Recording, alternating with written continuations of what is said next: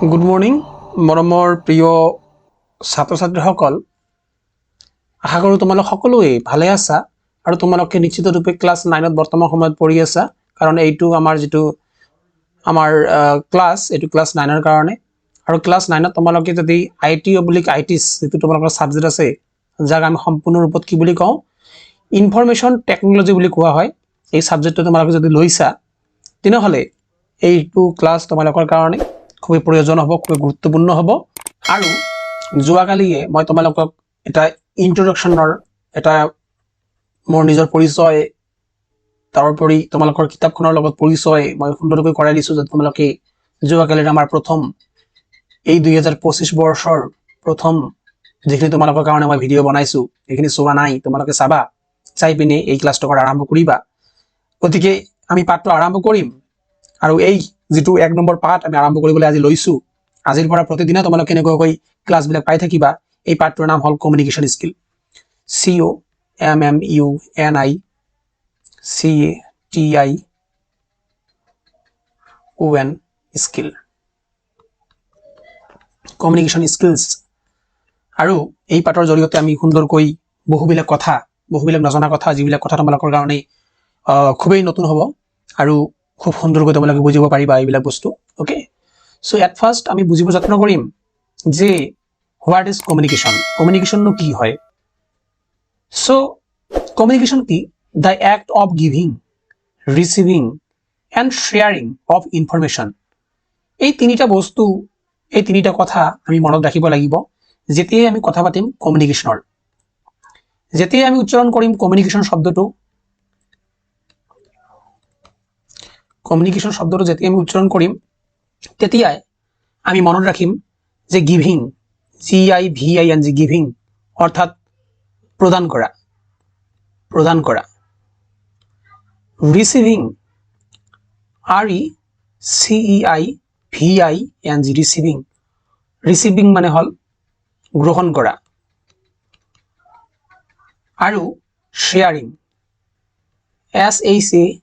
SHARING, sharing কৰা মানে হ'ল সম্প্ৰচাৰ কৰাৰ কথা কৈছে। চ' এই তিনিওটা বস্তু একেলগে মিলি পিনি যিখিনি বস্তু হয় তাক আমি কমিউনিকেশ্যন বুলি কওঁ। কমিউনিকেশ্যন বুলি কোৱাৰ লগে লগে তোমালোকে ক'ব পাৰা যে কথা বতৰা কোৱা। আৰু যেতিয়া দুজন ব্যক্তি একেলগে কথা বতৰা কোৱা হয় তেতিয়া তোমালোকে ক'ব পাৰা যে এজন ব্যক্তিয়ে কথাখিনি ক'ব মানে দিব, কিবা এটা বস্তু দিয়া হয় বা প্ৰদান কৰা হয়, দ্যাট মিনছ গিভিং ইনফৰমেশ্যন। আৰু কোনো এজন ব্যক্তি আন এজন ব্যক্তিয়ে কি কৰে, সেই কথাখিনি শুনি বা এই কথাখিনি লাভ কৰে। যদি এ ব্যক্তিয়ে কথাবিলাক কৈ আছে তেনেহ'লে বি ব্যক্তি শুনিব মানে ৰিচিভ কৰিব অৰ্থাৎ গ্ৰহণ কৰিব। আৰু যিটো প্ৰক্ৰিয়াৰ জৰিয়তে হৈ আছে সেই প্ৰক্ৰিয়াটো কি হ'ল, আমাৰ শ্বেয়াৰিং হয়। আৰু এই গোটেই প্ৰক্ৰিয়াটোক একেলগে কি বুলি কোৱা হয়, দ্যাট ইজ কল্ড কমিউনিকেশ্যন। চ' আমি বুজিলোঁ এইকেইটা বস্তু। এতিয়া আমি বুজিম যে signs and signals provide information. There are various kind of signs, there are various kind of signals, যাক আমি অংগী ভংগী বুলিও ক'ব পাৰোঁ, ইশাৰা বুলি ক'ব পাৰোঁ, যাৰ জৰিয়তেও আমি কি কৰিব পাৰোঁ, কোনো বাৰ্তা বা কোনো তথ্য ইনফৰমেশ্যন আমি শ্বেয়াৰ কৰিব পাৰোঁ বা প্ৰদান কৰিব পাৰোঁ। Communication can take the form of speaking. Communication বুলি কোৱাৰ লগে লগে স্পিকিঙো হ'ব পাৰে, কথা বতৰা কোৱাও হ'ব পাৰে, ৰাইটিং, লিখিত ৰূপতো কমিউনিকেশ্যন হ'ব পাৰে, অৰ এনি আদাৰ মিডিয়াম, তদুপৰি যিকোনো মিডিয়াম হ'ব পাৰে। যিটো আমাৰ ৱৰ্ড আছে শব্দ কমিউনিকেশ্যন কামছ, সেই শব্দটো আহিছে ফ্ৰম দ্য লেটিন ৱৰ্ড, এটা লেটিন ভাষাৰ লেটিন শব্দৰ পৰা। এইটো শব্দ হ'ল কমিউনিকিয়াৰ। কমিউনিকিয়াৰ এটা শব্দ, যিটো শব্দ লেটিন শব্দ হয়, তাৰ পৰাই আমাৰ যিটো শব্দ কমিউনিকেশ্যন এই শব্দটো আহিছে। আৰু কমিউনিকিয়াৰ মানেটো হ'ল হুইচ মিনছ টু শ্বেয়াৰ কৰা। গতিকে আমি এইখিনি বস্তু জানি উঠিব লাগিব, আমি এইখিনি বস্তু বুজি উঠিব লাগিব। এতিয়া আমি বুজিব যত্ন কৰিম যে what is the importance of communication. Communication কিয় প্ৰয়োজন হয়। কমিউনিকেশ্যন হেল্পছ টু ইমপ্ৰুভ, কমিউনিকেশ্যনে আমাক ইমপ্ৰুভ কৰাত সহায় কৰে ফিজিকেল অৰ্থাৎ শাৰীৰিক, ছ'চিয়েল অৰ্থাৎ সামাজিক, এণ্ড গুড ৰিলেশ্যনশ্বিপ আৰু ভাল সম্পৰ্ক বিটুইন ফেমিলি এণ্ড ফ্ৰেণ্ডছ। আমাৰ পৰিয়াল, আমাৰ বন্ধুবৰ্গৰ লগত শাৰীৰিক, সামাজিক আৰু ভাল সম্পৰ্ক গঢ়ি তুলিবৰ কাৰণে আমাক কমিউনিকেশ্যনে বৰকৈ সহায় কৰা দেখা পোৱা যায়। দেয়াৰ আৰ 3 ইম্পৰ্টেন্স, মূলত তিনিটা প্ৰয়োজনীয়তা আমি থকা দেখা পাওঁ অফ কমিউনিকেশ্যনৰ in day to day life. আমাৰ দৈনন্দিন জীৱনত তিনিটা বিশেষ প্ৰয়োজনীয়তা আছে কমিউনিকেশ্যনৰ। Number 1, inform. What is the meaning of inform? আমি প্ৰথমে এইখিনি জানিব লাগিব। ইনফৰ্ম মানে জনোৱা, জনাই দিয়া। ইনফ্লুৱেঞ্চ, ইনফ্লুৱেঞ্চ মানে হ'ল প্ৰভাৱিত কৰা। আৰু এক্সপ্ৰেছ ফিলিংছ অৰ্থাৎ মনৰ ভাৱ ব্যক্ত কৰা, আমি ইনফৰ্ম কৰিব লাগিব। উই গিভ ফেক্ট অৰ ইনফৰমেশ্যন। আমি যেতিয়াই কমিউনিকেশ্যন কৰোঁ, আমি কেতবোৰ তথ্য, কেতবোৰ ইনফৰমেশ্যন আমি প্ৰদান কৰোঁ টু ছামৱান, কিছুমান ব্যক্তিক ইন ডেইলি লাইফ, আমাৰ দৈনন্দিন জীৱনত। ইনফ্লুৱেঞ্চ, ছামটাইমছ কেতবোৰ সময়ত উই আৰ ৰিকুৱাৰ্ড, আমাৰ প্ৰয়োজন হয় টু ইনফ্লুৱেঞ্চ কৰাখিনি, মানুহক প্ৰভাৱিত কৰাখিনি, অৰ চেঞ্জ ছামৱান, তদুপৰি আমি কাৰোবাক পৰিৱৰ্তন কৰি দিব বিচাৰোঁ ইন এন ইনডাইৰেক্ট, অৰ্থাৎ আমি পৰোক্ষভাৱে কাৰোবাৰ মন বা কাৰোবাৰ মগজুক আমি পৰিৱৰ্তন কৰিব বিচাৰোঁ, বাট ইউজুৱেলি ইম্পৰ্টেণ্ট ৱে, কিন্তু সেইটো সহজ সাধ্য নহয় যদিও আমি ইনফ্লুৱেঞ্চ কৰি পিনে সেইখিনি কাম কৰিব পাৰোঁ। এক্সপ্ৰেছ ফিলিংছ অৰ্থাৎ মনৰ ভাৱ ব্যক্ত কৰাৰ কথা কৈছে। ইফ, যদি ইউ আৰ এক্সপ্ৰেছিং, তুমি প্ৰকাশ কৰিব বিচৰা ইউৰ ভিউজ, তোমাৰ মনৰ কথা, তোমাৰ ভাৱনা, অৰ ফিলিংছ, তোমাৰ অনুভৱ, টু আদাৰ্ছ, অন্য ব্যক্তিৰ ওচৰত, ইজ এ হেল্থলি ৱে, এইটো এটা ভাল ৱে হ'ব পাৰে, এটা ৰাস্তা হ'ব পাৰে টু এক্সপ্ৰেছ দেম, তুমি তোমাৰ মনৰ ভাৱখিনি কমিউনিকেশ্যনৰ জৰিয়তে প্ৰকাশ কৰিব পাৰা। গতিকে মই ভাবোঁ যে এই তিনিটা পইণ্ট আমি মনত ৰাখিব লাগিব ইম্পৰ্টেন্স অফ কমিউনিকেশ্যনৰ ক্ষেত্ৰত। Number 1, inform, number 2, influence, and number 3 obviously express feelings অৰ্থাৎ মনৰ ভাৱ প্ৰকাশ কৰা।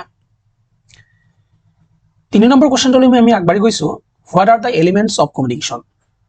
দেয়াৰ আৰ, আমি বুজিব লাগিব আকৌ যে এলিমেণ্টছ বুলি কোৱাৰ লগে লগে আমি কি বুজি পাওঁ? কমিউনিকেশ্যনৰ এলিমেণ্টছ বুলি কৈ আছে। চ' এলিমেণ্টছ বুলি কোৱাৰ লগে লগে তোমালোকে ক'ব পাৰা যে কি অংগ আছে, অংগৰ কথা কৈ আছে কমিউনিকেশ্যনৰ। কমিউনিকেশ্যন মানে হ'ল গিভিং আৰু ৰিচিভিং। যেতিয়াই কমিউনিকেশ্যনৰ কথা ক'ম, দুজন ব্যক্তি জড়িত হৈ থাকে। এজন ব্যক্তিয়ে যদি দিয়ে, এজন ব্যক্তি ল'ব লাগিব, গিভিং আৰু receiving. Which is a two way exchange of information. আৰু গিভিং আৰু ৰিচিভিংটো দুইপক্ষীয় two way exchange of information হয়। যিবিলাক বাৰ্তাবিলাক আমি দুয়ো পক্ষৰ জৰিয়তে প্ৰদান কৰা হয়, এক্সচেঞ্জ কৰা হয়। Giving information is an example of speaking. স্পিকিংটো হ'ল গিভিং ইনফৰমেশ্যন, এণ্ড ৰাইটিংটো হ'ল গিভিং ইনফৰমেশ্যন। হুৱেৰ এজ, আৰু আমি যদি অন্যভাৱে ক'ব বিচাৰোঁ, ৰিচিভিং ইনফৰমেশ্যন হ'ল কি? Is an example of reading and listening. Reading কৰা আৰু লিচেনিং কৰা, শুনা, এই দুটা কি হ'ব? আমাৰ ৰিচিভিং ইনফৰমেশ্যন হ'ব। চ' মৰমৰ ছাত্ৰ ছাত্ৰীসকল, তোমালোকে বুজিব পাৰিছানে পৰা নাই, বা মই বুজি দিব তোমালোকক পাৰিছনে পৰা নাই মই নাজানো, কিন্তু মই তোমালোকক বুজি দিব যত্ন কৰি আছোঁ। চোৱা, যে যেতিয়া ক'ব এলিমেণ্টছ, বানানখিনি ভুল হৈ গ'ল, ELE হ'ব, ELEMENTS, এলিমেণ্টছ অফ কমিউনিকেশ্যনৰ কথা যেতিয়া ক'ব, তেতিয়া মনত ৰাখিবা মেইনলি দুটা, ঠিক আছে? এটা হ'ল giving information, GIVING, giving information, INFOR মেশ্যন, MATION, আৰু আনটো হ'ল কি? ৰিচিভিং ইনফৰমেশ্যন, RE, হয়নে? RECEIVING, receiving information, INFOR MATION, হয়নে? আৰু মনত ৰাখিবা গিভিং ইনফৰমেশ্যন দুটা আমাৰ ভাগত ভাগ কৰোঁ। সেইটো হ'ল, এটা হ'ল স্পিকিং, SPEAKING, স্পিকিং, আৰু আনটো হ'ল কি? Writing, WRITING, writing. ৰিচিভিং ইনফৰমেশ্যনকো আমি দুটা ভাগত ভাগ কৰিব পাৰোঁ। এটা হ'ল কি? এটা হ'ল ৰিডিং, READING, ৰিডিং, আৰু আনটো হ'ল কি? লিচেনিং, LISTENING, NING লিসেনিং এতিয়া তোমালোকে বুজি পাব লাগিব যে গিভিং ইনফৰমেশ্যন যেটো আছে আৰু যেটো ৰিসিভিং ইনফৰমেশ্যন আছে গিভিং ইনফৰমেশ্যনৰ আন্ডাৰত কি হয় স্পিকিং আৰু ৰাইটিং এইটোৱে কি হৈ গল এইটোৱে কি গিভিং ইনফৰমেশ্যন হয় এইখিনি বুজি উঠিব লাগিব চোৱা গিভিং মানে কি গিভ মানে দিয়া আৰু স্পিকিং মানে কি কথা কোৱা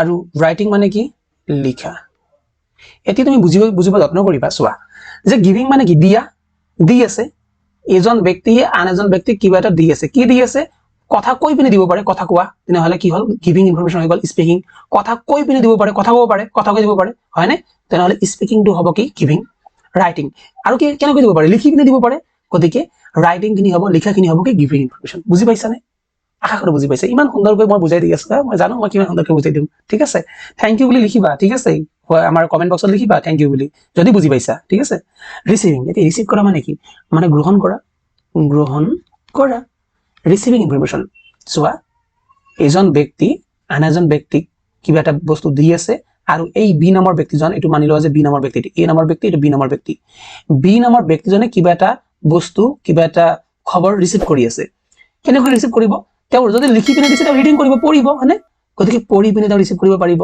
গতিকে পঢ়িব আৰু লিসেনিং যদি কথা কৈ আছে তেনেহলে তেওঁ কি কৰিব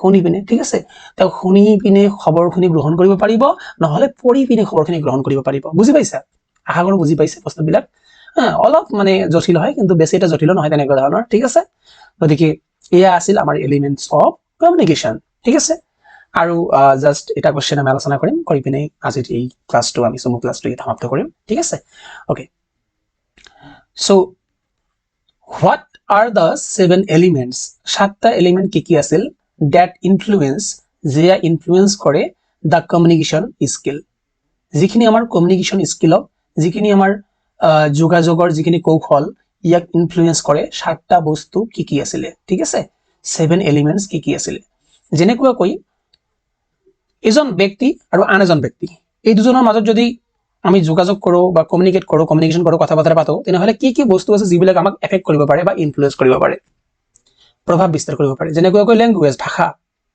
মানি লোৱা যে হিন্দী ভাষা কৈ পানে ভাল পায় বা হিন্দী ভাষা জানে আৰু এছামিজ ভাষা জানে এছামিজ অসমীয়া ভাষা জানে ঠিক আছে যিজন ব্যক্তি এছামিজ ভাষা জানে তেওঁ হিন্দী ভাষা বুজি নাপায় তেনেহলে ল্যাঙ্গুৱেজ কিনি এটা কি হৈ যাব বেৰিয়াৰ হৈ যাব ল্যাঙ্গুৱেজৰ কাৰণে অসুবিধা হ'ব পাৰে গতিকে ল্যাঙ্গুৱেজে ইনফ্লুয়েন্স কৰিব পাৰে কোনোজন ব্যক্তি পাৰ্টিকুলাৰ বস্তুখিনি বুজি পাইছে নে পোৱা নাই ল্যাঙ্গুৱেজৰ ওপৰত নিৰ্ভৰ কৰিব পাৰে ঠিক আছে এনভায়ৰনমেন্ট পৰিবেশৰ ওপৰত নিৰ্ভৰ কৰিব যে এই দুজন ব্যক্তি যে কথা পাতি আছে কোনটো পৰিবেশত কথা পাতি আছে যদি ওচৰে পাজৰে হাই গাড়ী চলি আছে গাড়ী মটৰ অহা যোৱা কৰি আছে তেনেহলে কমিউনিকেশ্যনখিনি ভালদৰে নহব কাৰণ যিজন ব্যক্তি শুনিব তাৰ মনোযোগৰ কথা আছে নহয় ঠিক আছে গতিকে এনভায়ৰনমেন্টৰ প্ৰভাৱ বিস্তাৰ কৰিব পাৰে আৰু এটা কি কৈ আছে ভিজুৱেল পাৰসেপশন ঠিক আছে ভিজুৱেল পাৰসেপশন মানে কি সেই এজন ব্যক্তি আন এজন ব্যক্তিক চাই পিনে মনত কি ভাবি ৰাখিছে আগতে সেইখিনি হ'ব পাৰে ঠিক আছে এইটো ভিজুৱেল পাৰসেপশন হ'ব পাৰে ঠিক আছে আৰু এটা কি কৈছে কালচাৰ মানে কি কালচাৰ মানে সংস্কৃতি এই দুজন ব্যক্তি সংস্কৃতি বেলেগ হ'ব পাৰে মানি লোৱা যে মাৰৱাৰী সংস্কৃতিৰ পৰা বিলং কৰে আৰু এছামিজ সংস্কৃতিৰ পৰা বিলং কৰে গতিকে এজন ব্যক্তি আন এজন ব্যক্তি বুজাৰ ক্ষেত্ৰত কমিউনিকেশ্যন কৰাৰ ক্ষেত্ৰত অসুবিধা হ'ব পাৰে এছামিজ জনা মানুহজনে কৈ আছে যে মই ঢোল বজাও ঠিক আছে কিন্তু মাৰৱাৰী ব্যক্তিজনে বুজে ঢোল বজা মানে কি বুজাই আছে গতিকে কমিউনিকেশ্যন কৰাৰ ক্ষেত্ৰত যেতিয়া বাৰ্তালাপ কৰিব তেতিয়া অসুবিধাৰ সৃষ্টি হ'ব পাৰে নেক্সট নম্বৰ যেনেকৈ প্ৰিজুডিস বুলি কোৱাৰ লগে লগে কিন্তু কি বুজায় যে কোনো এটা fixed idea FIXED fixed idea IDEA মানি লোৱা যে পূৰ্ব নিৰ্ধাৰিত কিবা এটা তেওঁ ভাবি আছে যে মানি লোৱা তুমি দুজন ব্যক্তি কমিউনিকেট কৰি আছে ক্লাছত আৰু এইজন ব্যক্তি ভাবি আছে ক্লাছত মোক কোনেও ভাল নাপায় তেতিয়াহলে তেওঁ যেতিয়া ইয়াৰ লগত কমিউনিকেট কৰিব কথা বতৰা পাতিব তেতিয়া কিন্তু আলটিমেটলি কমিউনিকেশ্যনখিনি ভাল কমিউনিকেশ্যন নহব ভালদৰে বাৰ্তালাপ কৰিব নোৱাৰিব ঠিক আছে ফিলিংস মানে অনুভৱখিনি খুব ইম্পৰ্টেন্ট হয় যদি আমাৰ বাৰ্তালাপ কৰোতে ভাল অনুভৱ নহয় আমাৰ ভাল ফিলিংস নাহে তেতিয়াহলে কিন্তু আমি কি কৰিব নোৱাৰো ভালদৰে কমিউনিকেট কৰিব নোৱাৰিম okay and the last one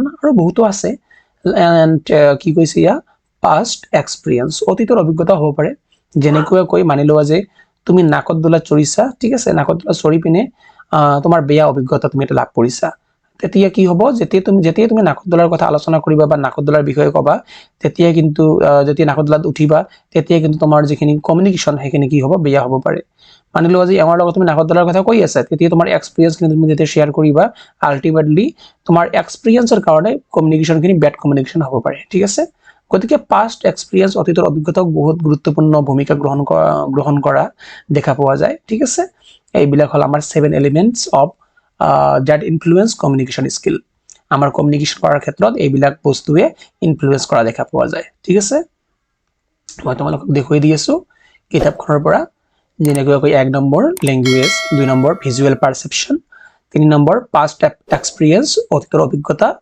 next number prejudice and next feelings next environment next personal factor and the last one culture okay culture মানে সংস্কৃতি ওকে আৰু ইয়ালৈকে আমি আজি আলোচনা কৰিলো অহা ক্লাছত আমি পৰৱৰ্তী খণ্ডবিলাকত আমি সুন্দৰকৈ গোটেই লেসনখিনি গোটেই কিতাপবিলাক আমি আলোচনা কৰি যাম আমাৰ হাতত গোটেই বছৰখিনি আছে জাস্ট আৰম্ভ হল তোমালোকে আমাৰ লগত যুক্ত হৈ থাকিবা যদি এতিয়ালৈ সাবস্ক্ৰাইব কৰি লোৱা নাই তোমালোকে চেনেলটো সাবস্ক্ৰাইব কৰি ল'বলৈ নাপাহৰিবা ঠিক আছে আজিলৈ মানে পৰৱৰ্তী সময়ত লগ পাই আছো জয় হিন্দ জয় ভাৰত